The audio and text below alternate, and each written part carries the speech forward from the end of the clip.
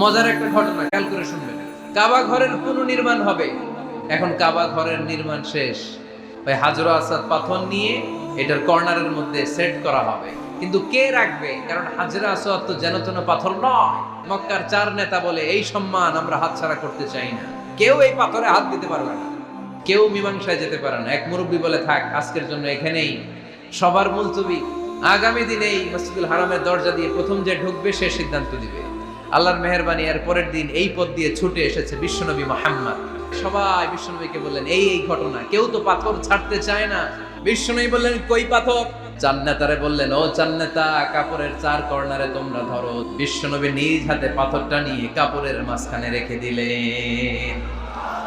এবার বিশ্বনবী আগে আগে যায়, কাবার কাছে যে বিশ্বনবী আবার নিজ হাতে পাথরটা তুললেন, আবার নিজ হাতে কাবার ভেতরে রেখে দিলেন। পড়েন সুবহানাল্লাহ।